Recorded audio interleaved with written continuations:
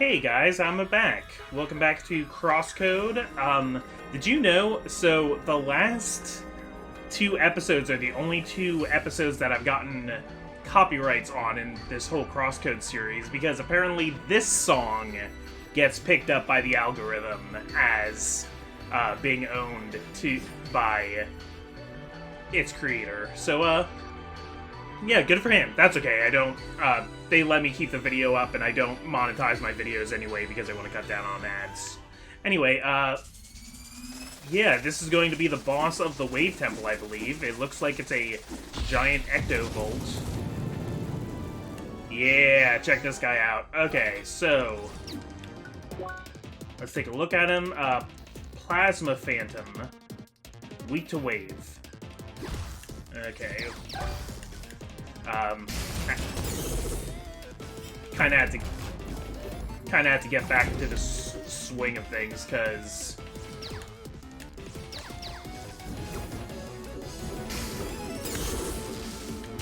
this is my first time playing today after about a week. That's the problem with doing recordings, is I have to schedule time for them, and then there's just so much time in between recording sessions. Okay, so now you have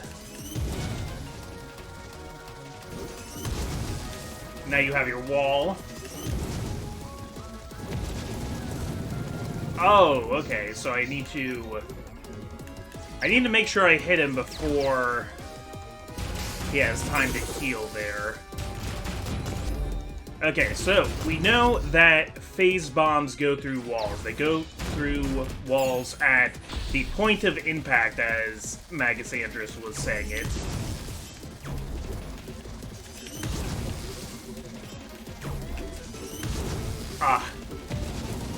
Yeah, I'm having trouble being able to hit him quite where I want. Can't possibly be as... Actually, I don't know what my level 2 does there.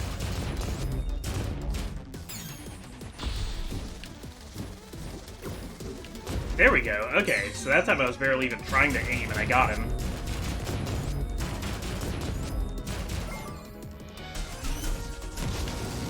Oh, I just barely didn't get him to... just barely didn't get him to the next health bar, but that's okay. Okay, overload is up.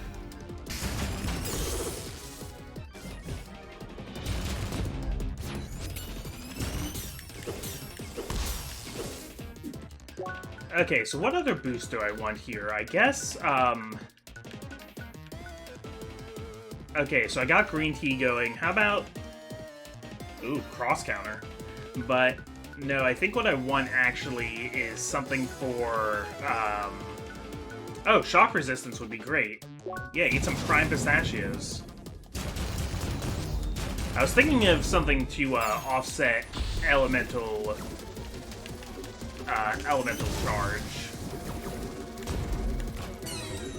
Okay, so the rule of thumb seems to be to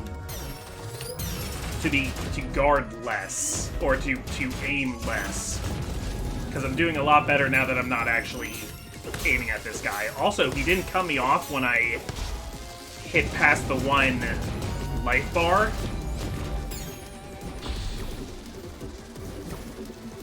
Oh. Yeah, how am I gonna do this? Can I just...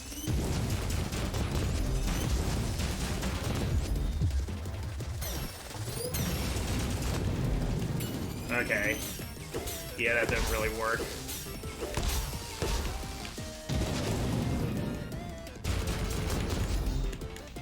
Okay, let's see... Yeah, what can we get for, balance? Oh, I don't see any items for balance. Yeah, where are all my balance items? I swore those existed. Oh, there we go.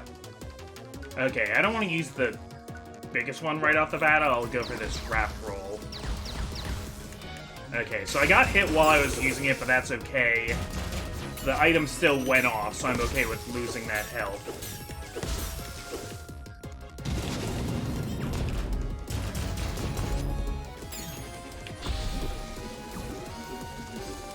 Oh, so it's like a whole puzzle now. Okay.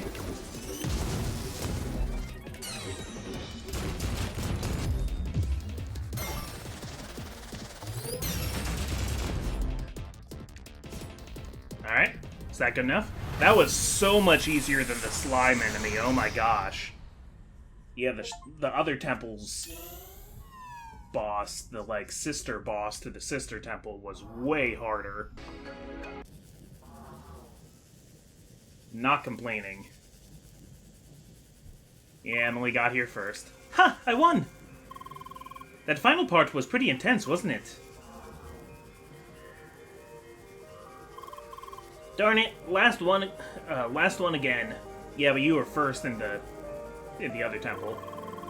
And I thought you'd do well since you figured out the puzzle so quickly. Well, I had a pretty hard time on that last section. Too many of those enemies. Yeah, that was quite something, wasn't it? Oh lord, the space bird is waiting.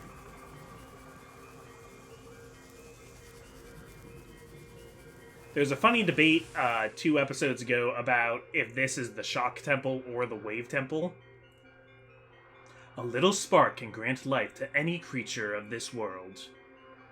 Yet a most furious thunder will humble those creatures in awe. See, this is the Shock God, so that definitely makes this the Shock Temple.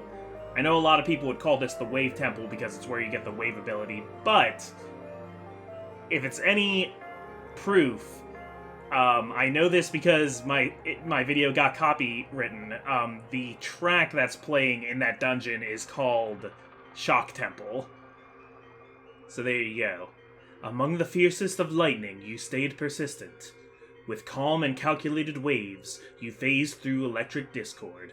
You, the traveler, the envoy of change. You have proven yourself worthy. Take this shade, one of a pair, to reach the grand tree. Because usually you, like, refer to a temple by what the temple is like, not what power you get. It's not like an Ocarina of Time, you go into the Fire Temple. You don't think of it as the Hammer Temple, do you? No, but there's a bunch of fire around. Let your every step form the path of your growth. I mean, it doesn't really matter, it's all just semantics, but that's my view on it, that this is the Shock Temple and the other one was the Wave Temple. Congratulations, Seeker. You collected the Purple Bolt Shade, one of the 2 shades required to enter the Grand Cryscaggio. Now that you've collected both of the shades, it is time to take on the final challenge of Gaia's Garden. Take this reward for your accomplishments. Circuit Override, cool. Good luck and stay vigilant. So I think with that, I have the full circuit board for when I level up. I think now I can choose whatever level ups I have points for.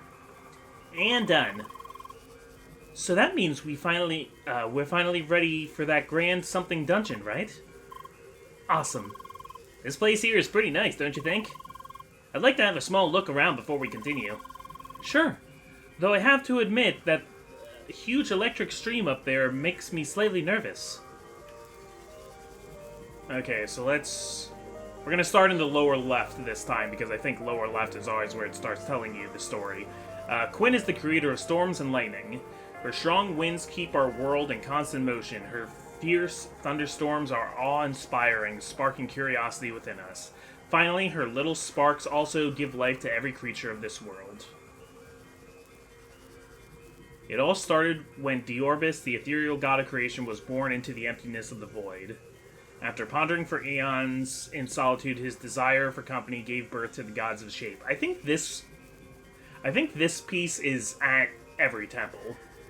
And then it explains more specifically the gods we're talking about here. Quinn is one of these gods, born a twin of Gyoni. She is the god of the Pentagon and the creator of storms and lightning.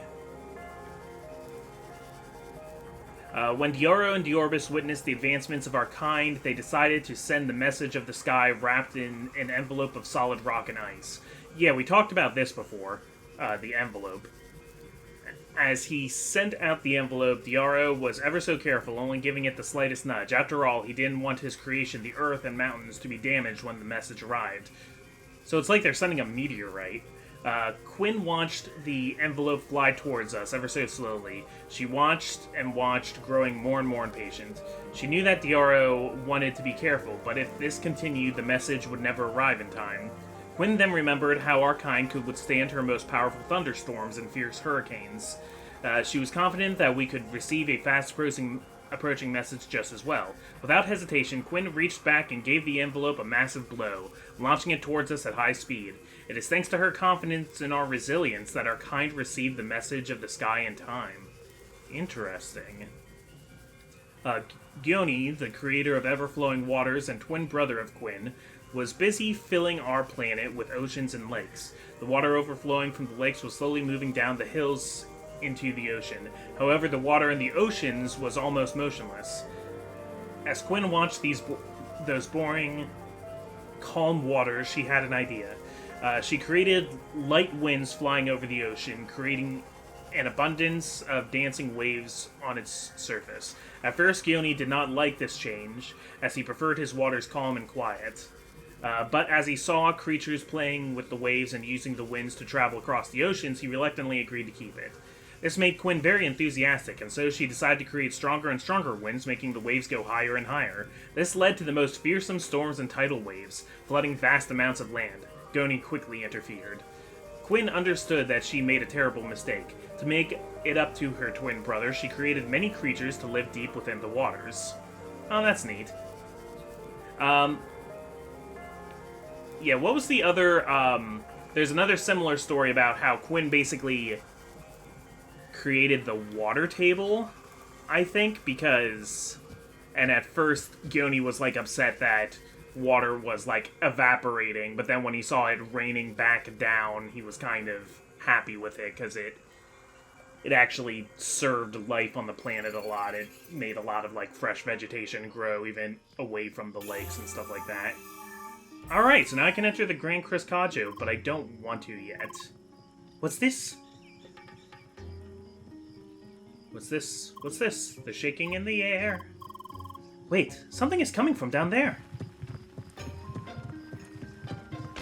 Oh no, it's a shad storm.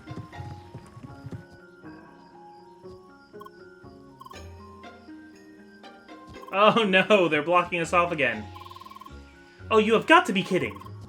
Not the bird people, again. Seeker! Hi. I'm so sorry, I could not stop them. Why? The Wickats, they're back already. Some of my people have been attacked. Now they're hell-bent on shutting down the power plant for real. Hey Tara, it's been a while, and you brought a lot of company as well. Oh, okay, yeah, Dr. Cretia. Lou! We're in trouble. Let me guess, the cats are back? Yes, how'd you know? Well, we got them too, right at the power plant. That's terrible. No, that's perfect. I've got them right where I want them. This is the perfect opportunity to research the heck out of these buggers, to determine their source, the actual reason for their existence. Spoilers, it won't be the power plant. I wish I had your confidence. Oh, I don't need confidence. I have science. Anyway, Tara, please try to keep your folks calm. I can't have them charge the power plant for the time being. I'll try my best. Seeker. Hi? You have experience in dealing with those Wickats, correct? Great, follow me this way. I need your assistance ASAP. Okay, I didn't want to do this, like, right this second, but sure, I could do that. Yeah, she's the kind that takes your assistance for granted. Still, this might be our only chance to resolve this conflict peacefully. Let's all work together. Looks like we have to solve another little quest before entering the last dungeon. Wee. It would have been too easy otherwise, I guess. This way, Seeker. Was there anything else? Okay. Yeah, I didn't cut off Emily with anything. Yeah, I knew she was going to be important later. There they are. Please ignore them for now. We'll deal with those in a bit. To my office.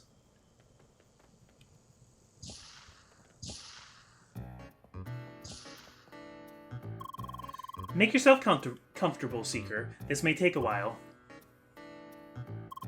So, we know that the power plant isn't causing this problem. You know why? Why? because the jungle was already infested when we started building the plant. The Shad here seem to forget about that, but I understand their frustration. Also, these cats, they attack on sight. Normally, subtypes of the same family follow the same patterns, meaning they should behave like shock cats, but they don't. This got me thinking, where have I seen this before? Well, the Bergen Mine, of course. The track itself spawns these little bugs that took over our machinery and integrated it into its temple. So, maybe the same thing is happening here. We did see robot-type things in the Shock Temple, yeah. Something is controlling those cats and making them so hostile. I studied those bugs for quite a while, you know. Fascinating technology. They use a special frequency and impulses to override systems. Obviously, I extracted both the frequency and the semi-magnetic impulse rate. Where is it? Ah, there you are. And done. That was easier than I expected. Everything's ready. Let's head outside for the field experiment. Okay, let me just check my time real quick. Yeah, I have plenty of time here. Good. First step, let's get rid of the cats and their source. You know how to deal with them, right? Guards, the barrier, please. Good luck. Yeah, so this should...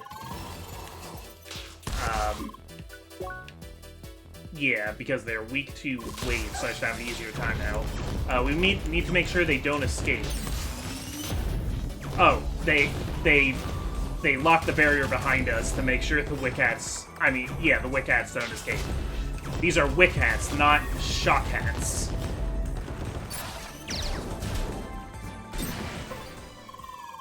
So much data. Come back to me, Seeker. Perfect. I took some measurements and things are behaving exactly as I expected.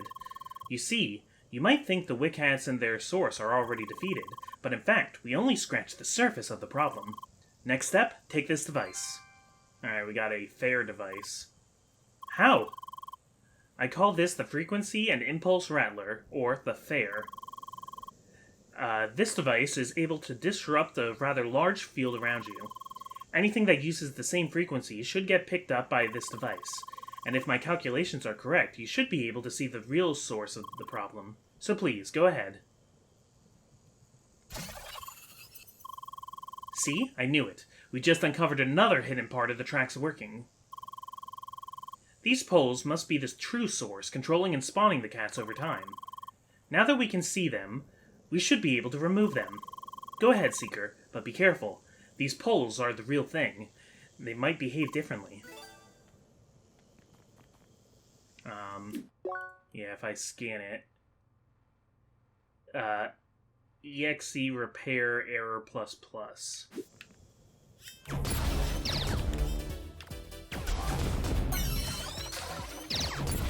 Okay, they're like little turrets.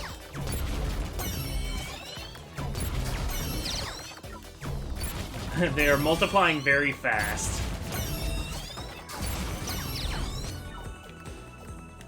Okay, so is it just the one over here then? Oh, this one's a little stronger.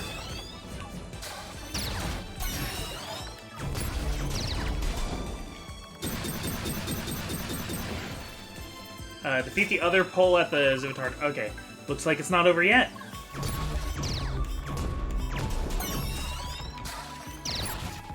I can kind of hide up the stairs here. I don't think their projectiles can get to me. Okay, we got... One is generating a shield for the other one. That's interesting. Okay, over here. Is this going to, like, run me all the way back through the entire village?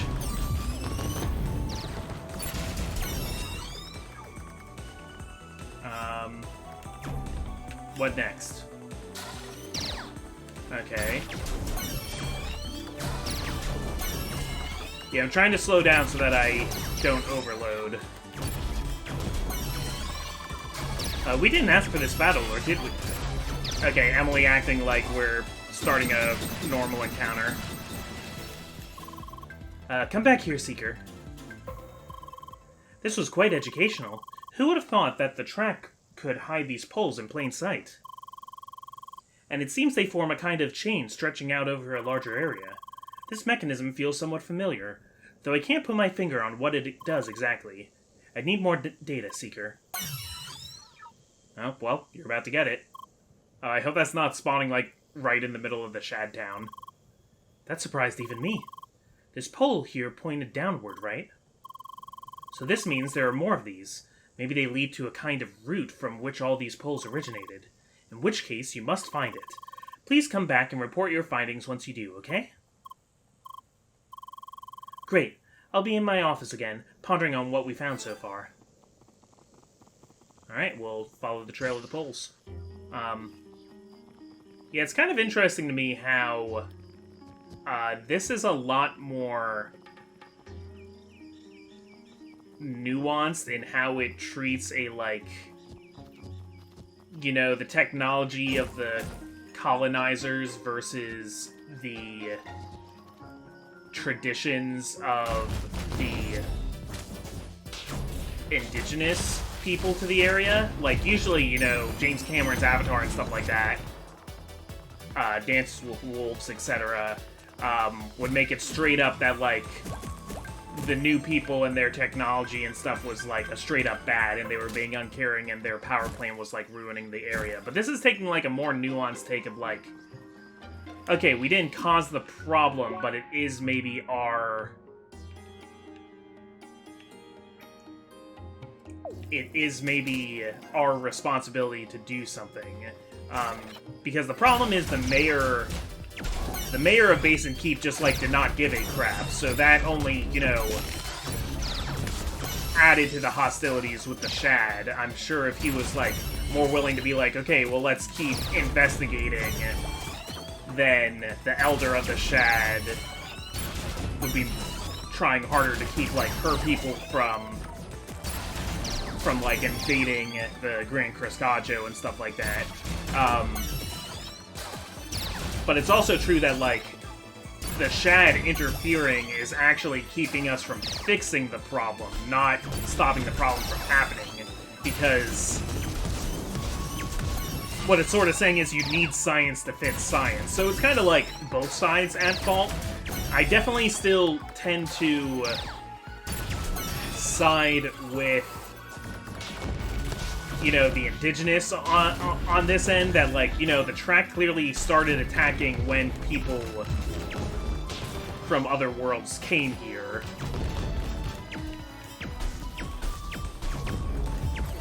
But I do appreciate the more nuanced look at it. I like that a lot.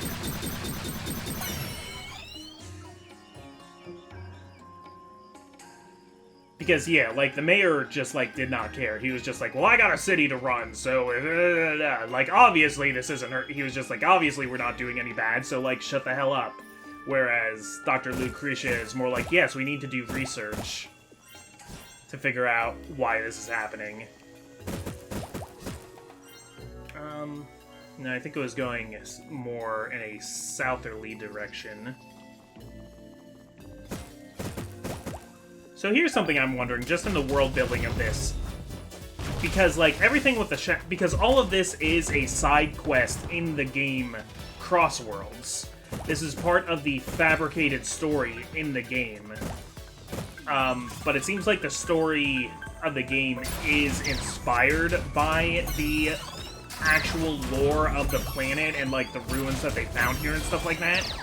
So, my question is, are the Shad actually extinct? Like, obviously they existed at some point because there's all these ruins here. But, like, are there any Shad around, or are they extinct and all the Shad we see here are just NPCs? Which would make them just kind of approximations of, like, what the devs think the Shad were like. Because I'm pretty sure what's happening is there are still mysteries to this planet that the company, colonized. And there's, yeah, mysteries to the track they're trying to solve. And they've kind of outsourced solving it to gamers by having this MMO here and making the quest based around figuring it out. It's sort of like in the book Holes, where, like, you know, the kids were supposed to dig a hole 5 feet deep every day, and this was, like, you know, supposed to be part of their, like, prisoner rehabilitation, but actually the fact that, like, what they do is dig holes was there because the company needed somebody to dig holes, or rather they were looking for a buried treasure in the desert. Okay. Yeah, I've been looking for... I got the quest to look for these jack-o'-lanterns as well, and apparently they're all in the infected area. I reread the actual quest description of this. All of the jack-o'-lanterns should be in the mushroomy parts of the forest, in the infected zone. How do I jump to that little island over there? Is there a way across? I'd really love if there was.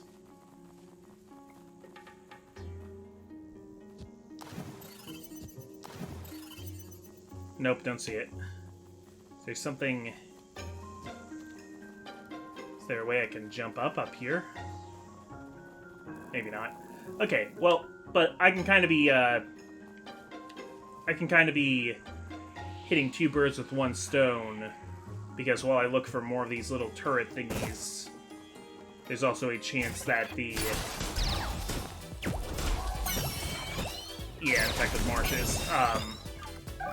Also a decent chance that the rest of the jack-o'-lanterns will spawn. So I'm also working on that side quest.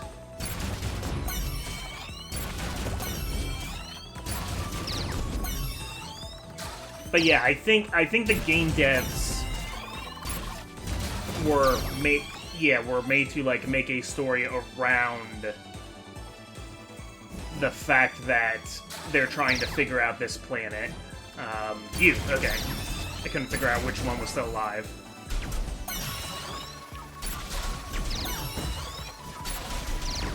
Yeah, even without weight, these things go down pretty easily.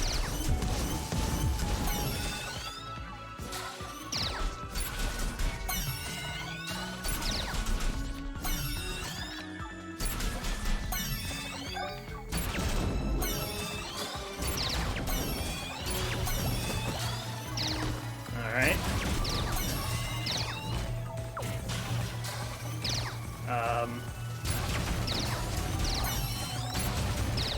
Yeah, that one, like, heals, I guess, if I don't...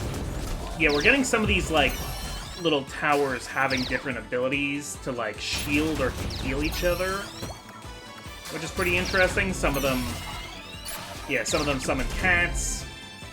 A lot of different things they all do. Okay, to the north of infested marsh south. So keep moving.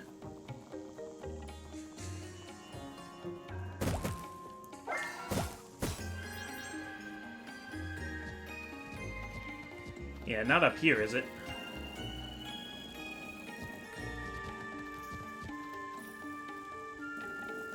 Yeah, I still haven't completely gotten the hang of navigating this area. Oh, but I remember there's a roped-off exit up ahead, so maybe it'll be not roped off anymore now that the quest is actually letting us go over there. Why did I have ice on? I don't want ice. Alright, where are you?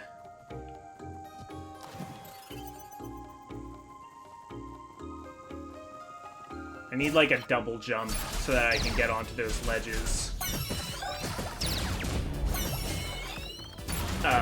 Recently started playing A Hat in Time. I actually beat the main story. There's only one timepiece I still need to get, because I need to get enough...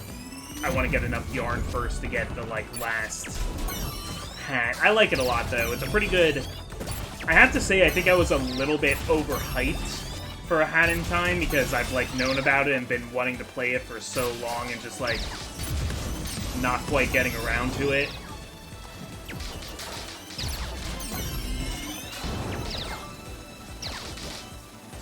Okay.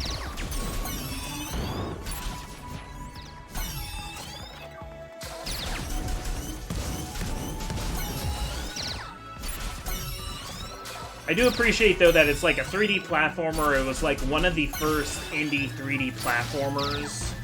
You know, you also have like Ukulele and stuff like that. So a lot of stuff about the game feels kind of unpolished. It has a lot of personality, but there's like polish there that makes it all like just like a little bit messy. Like I don't... Something about the colors and the graphics, it's like a little bit hard for me to look at.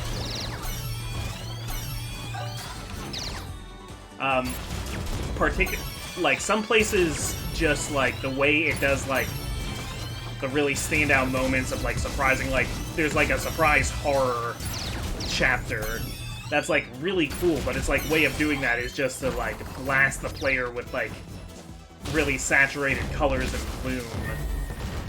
And it works well there, but there are other places where, yeah, just like the way the lighting engine in the game is. North of Infested Marshes North, okay. Yep, there's the fence. The final boss of A Hat in Time, it does this, like, kind of big finale with the last phase of that boss, but it is so much color and light, it, like, actually hurts my eyes. Shock Sloth.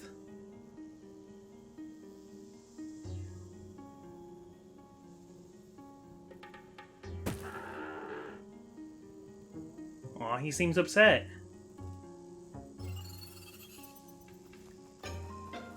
It's okay, JJ. No, we might have to put this sloth out of its misery. Okay, well, this is a new map screen here. So let me look around really quick to see if there's, like...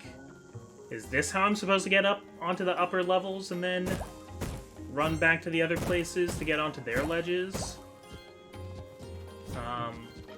I don't see a way up here. So, yeah, I don't think so. And none of the... I don't see any of the, like, mushrooms that are, like, half height that I can use to get up higher. So, okay, enter the cave. Oh, the cave is instanced. Looks like we're on our own. Good luck, everyone!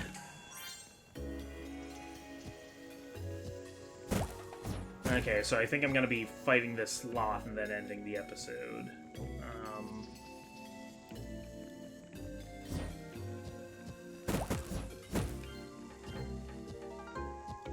That said, I'm just nitpicking to nitpick. A Hat in Time is really good. I kind of wish I knew a little bit less of it beforehand, because I knew so many of the... I knew about 3 of the worlds I knew a lot about. It was only, Alpine Skyline that I really was pretty blind on. But, like, a lot of what are, like, considered the best chapters of that game, I've already, unfortunately, heard praised by other people, and I think some of the charm does come a little bit from Discovery. That, like, they're still enjoyable, but I think I might have enjoyed them more if I hadn't known about them. For example, like, there's one chapter that becomes like a murder mystery. It becomes like a Murder on the Orient Express type mystery, or a parody thereof, and there's the one that's like where the game is actually kind of a really effective horror game.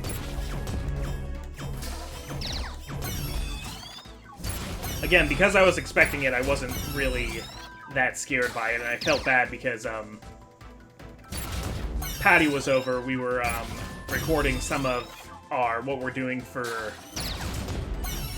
October. Patty and I have a Let's Play we're doing that's more horror themed, and I just happened to be around that part of the game, so Patty was like, I want to watch you do the really scary chapter. And I felt bad because the whole time he's kind of just like watching me play it and being like, huh, isn't this great? And I'm just sort of like, yeah, I guess. I don't know.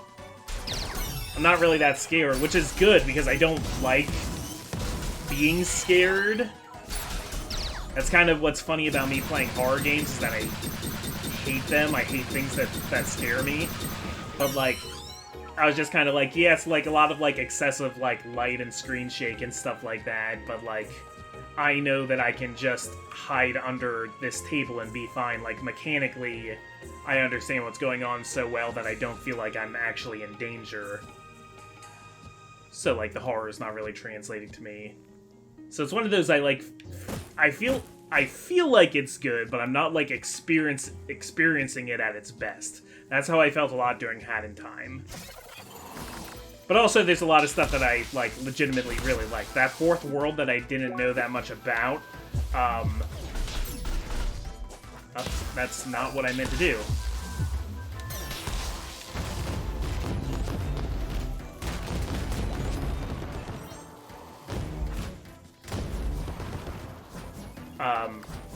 Yeah, and I like the Mafia bits a little bit. I think I like the fourth world the most because that's when the platforming starts getting really hard, because up till that point, you always kind of have more ability to jump than you need. The way it controls is so smooth, too. You got your double jump and then a dive, and you can cancel out of the dive. The dive is kind of like... I'd say it was like Super Mario Odyssey, but this came first, actually. So it's kind of like a better version of the dive in Sunshine. Who am I? So hungry. Oh no, the sloth has become self-aware. Must eat. You eat. Aw, it's adorable. Cephasloth? Cephasloth. Oh my gosh. Very good. Great name. Great name. Good notes. Oh, and it has the sword. Oh, and that's why he's like... He's all, like, introspective and, like, trying to figure out the meaning of his life, like Sephiroth is. Because Sephiroth's villainy largely comes from an existential crisis. Okay, alright, alright. I more like need the perfect guard against that roll. Because if I get the perfect guard...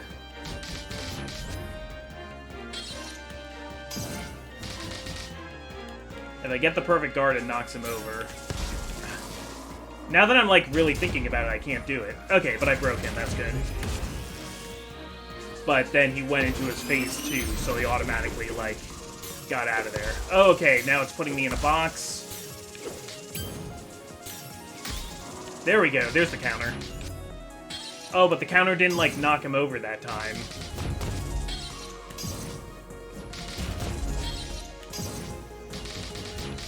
Okay, so if I dash through the sword, I can get behind him for some damage.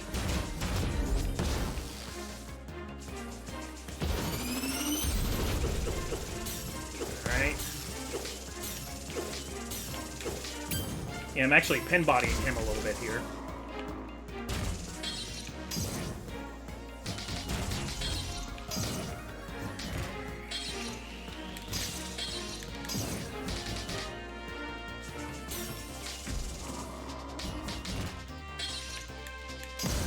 Oh, a little bit of a delay on that one.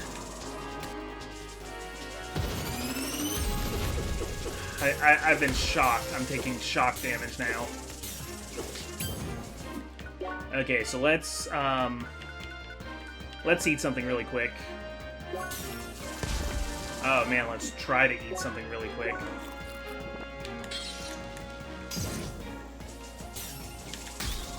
Nice.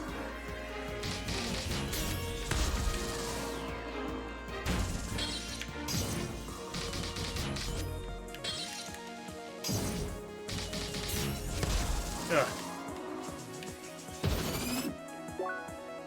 Okay, so he's gonna make the box again, right?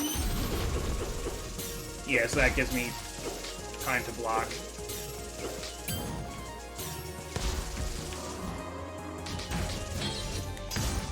Ah, I'm so close, I don't want to lose here. Did the shock damage block me there?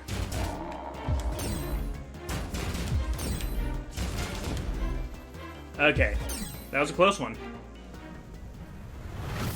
I think the shock damage interrupted me eating. The nun-winged devil. Okay.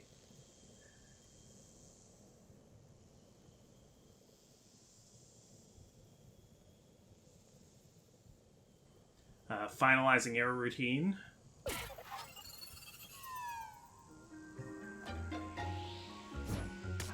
Okay, so that is supposed to have stopped the error, right? So I can just go back to Lucretia. That would be nice. How about I do that next time, though? I'm feeling like if I go back and talk to her, that's going to lead to more conversation, which is gonna draw the episode over time. So, yeah, until next time, I'm the Comic Foil. Do you guys at least have anything to say about that sloth fight? No? No? Tronny? You don't want to hit me with some sloth facts?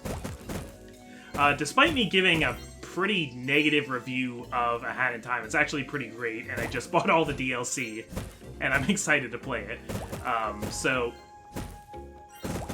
yeah, I don't know why I feel the need to come down so hard on that game. Anyway, I'm Comic Foil. I will see you next time. Let me know if you've played Hat in Time and what you thought of it.